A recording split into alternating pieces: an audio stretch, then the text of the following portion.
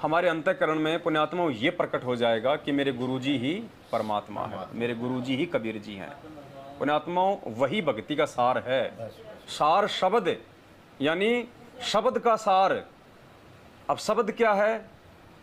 शब्द कोई मंत्र नहीं कह रहे यहाँ परमात्मा। शब्द, परमात्मा कहते हैं हम हैं शब्द, शब्द हम माई और हमसे भिन्न और कछु नहीं। यानी परमेश्वर का रूप ही शब्द है।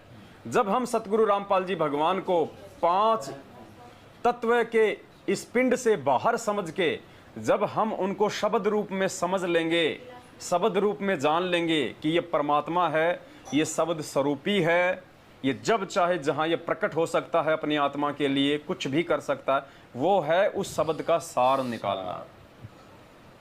हमने केवल देही के ऊपर निर्भर नहीं रहना। देही जो परमेश्वर ने धारण की है आप और हमारे जैसी, हमें लगता है कि वो 5 तत्व की है, लेकिन नहीं, वो 5 तत्व की नहीं है। 650 साल पहले भी धर्मदास इसी धोखे में रह गया।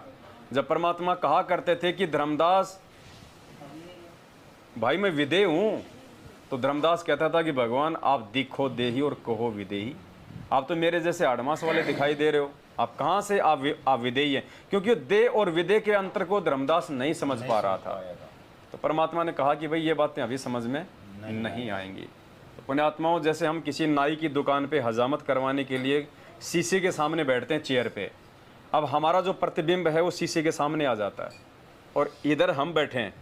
देखो नाई हमारे बाल काट रहा है, शीशे में भी बाल काट रहा है, यहाँ पे हमारे बाल कट कट के नीचे गिरते हुए दिखाई दे रहे हैं, शीशे में भी नीचे कटते दिखाई दे रहे हैं, लेकिन आपको शीशे में बाल नहीं मिलेंगे। आपको शीशे में बाल नहीं मिलेंगे। नाई की वो कैंची अगर नाक के लग गई तो तुम बोलोगे ओहो दर्द हो गया, शीशे में भी बोलेगा ओहो दर्द हो गया, शीशे में भी खून आएगा, तुम्हारे भी खून आएगा। लेकिन हकीकत में अगर तुम खून को अगर पूछोगे तो मेरा खून तो तुम्हारी उंगली के लग जाएगा, लेकिन यदि तुम उस शीशे में खून को पूछोगे तुम्हारे हाथ नहीं आएगा। तो ये अंतर है देही और विदेही का।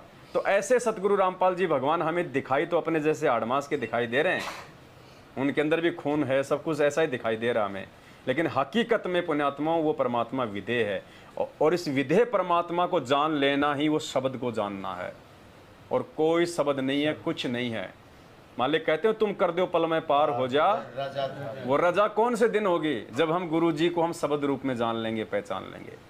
ये शरीर परमात्मा ने केवल इसलिए धारण किया ताकि हमें आके अनमोल ज्ञान दे सके, हमें ये शास्त्र पढ़ा सके, हमारे जैसा बन के, हमारी जैसी भाषा बोल के। वरना परमेश्वर को कोई आवश्यकता नहीं है शरीर धारण करने की।